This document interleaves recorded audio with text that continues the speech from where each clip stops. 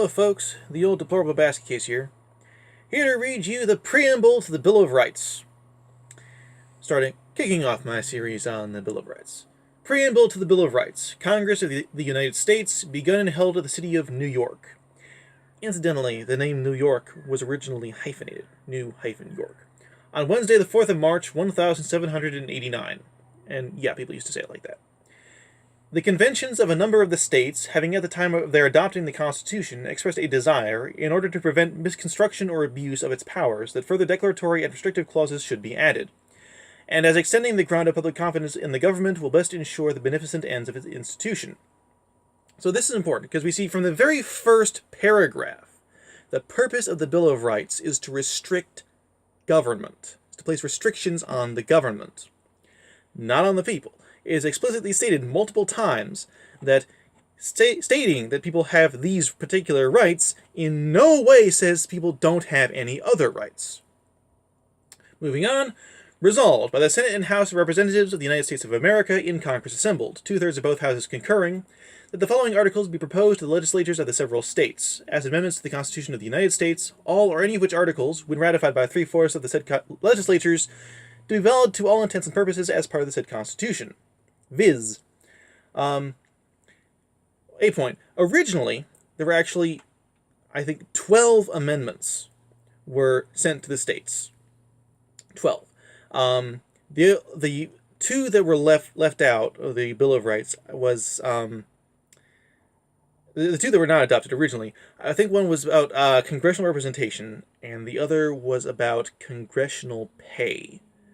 I think the one about congressional pay was eventually adopted as the 29th Amendment. I could be remembering wrong. Anyway, articles in addition to an amendment of the Constitution of the United States of America proposed by Congress and ratified by the legislatures of the several states pursuant to the 5th article of the original Constitution. Now, this is just saying how and why this is being done, and references the Constitution, the fifth article of the Constitution, which states how amendments are done. And then it's witnessed by And then it's signed by Frederick Augustus Muhlenberg, Speaker of the House of Representatives, and John Adams, Vice President of the United States. Attested to by John Beckley, Clerk of the House of Representatives, and Sam A. Otis, Secretary of the Senate. Because if you're going to be signing something, you need to have witnesses, right? So this is an introduction to the Bill of Rights. It's lays out to anyone who's not familiar with what was going on at the time, why it was being done, and what was the purpose of it. Now, it's not stated here, because it was assumed that everyone already knew, but the American Bill of Rights is largely based on the English Bill of Rights, to a certain extent. I'll be making another video about that, talking about the English Bill of Rights, because, firstly, it's a fascinating subject in and of itself, but also the differences between the two are really important, I think should be gone into in quite some detail. There are some people who claim that the U.S. Constitution, the U.S. Bill of Rights, are largely inspired or based on the Constitution of the Iroquois Confederacy. Now, having read the two, I can state with a great deal of confidence that if there was any influence on the U.S. Constitution from the Constitution of the Iroquois Confederacy, it was largely tangential.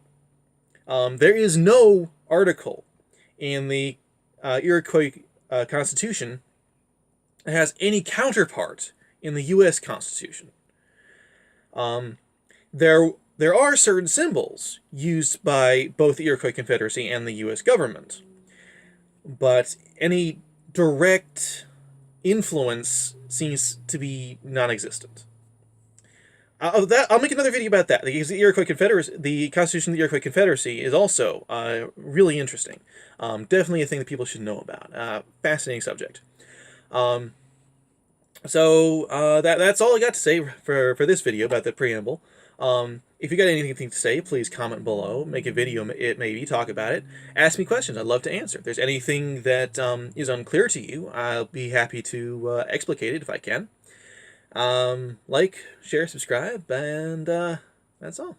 Have a good day, and